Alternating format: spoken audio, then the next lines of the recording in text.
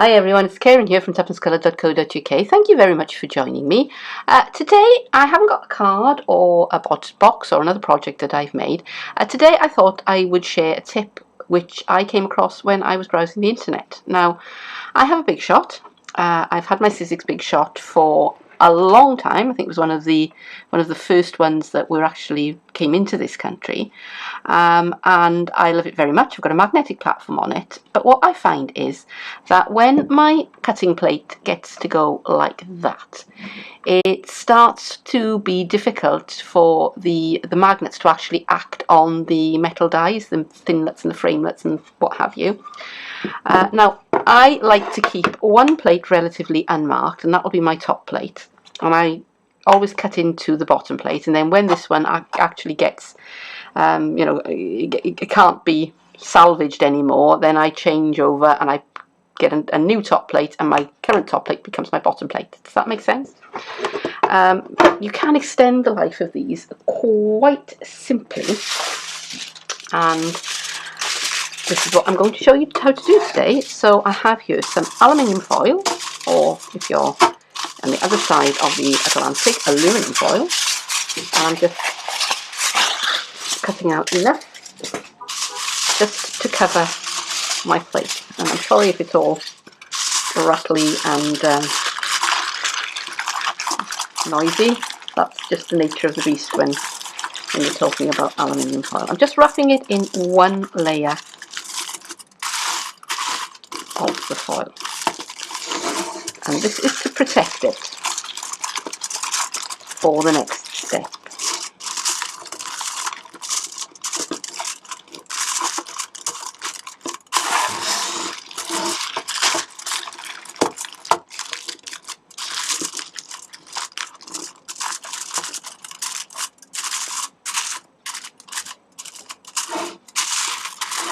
Okay, so that's all nice and covered up, like a very flat sandwich going into the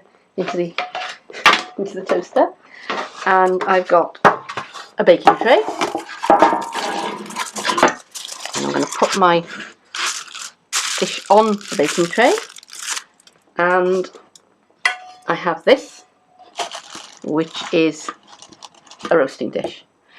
And what I'm going to do, I'm going to fill that with water. I'm not going to do it here because my kitchen's at the other end of the flat and I will be sloshing water all over the place.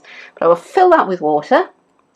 I will then put the whole shebang into my oven at something like 170, 180 degrees centigrade. Celsius, I should say. Who says centigrade anymore? And I will put it in there for about 20 minutes to half an hour. Let it all cool down, and then I'll get it out again and show you. So here is the plate that I've just taken out of the oven, and what I did was I let it have its good half an hour, maybe 40 minutes, maybe even a little bit longer, and then I turned the oven off and I left everything in place in the oven. So I left it there on the baking tray with the foil wrapped around it and the roasting tin full of water on top of it, and I let it all cool down. Okay, I didn't try and get it out while it was still warm because I wanted to let it really settle. And here is the result. And if I bring in my other plate, as you can see, that has flattened out quite a bit. And I'm going to put a picture in here of what it was like before it went into the oven. Now, it's not perfect. It's never going to be perfect because, you know what, it's used and it's entitled to. And if I flip it over the other way, you will see that it is still, it is bent slightly in the middle, and it's kind of flipped up at the end. But it is a great deal better than it was before, and that is going to get me a bit more life out of my plate. And I can do this again and again and again, as long as I'm careful about how hot I let the oven get and about how long I leave it in there. I can just do it again and again and again until it becomes, too bent and bowed, and in which case then I will retire it, and then this one will become my cutting plate, and I'll get a new presser plate. So that is it. It's a slightly different video to the kind that I normally do. So I would really like you to tell me whether or not you've liked this, and if so, give it a like, or leave me a comment. If you want to see the kind of thing that I usually get up to, then you'll find my blog and my Facebook underneath this video as well. I would love it if you would check it out. But for now, I do thank you very much for joining me, and I hope that I'll see you again soon. Bye bye.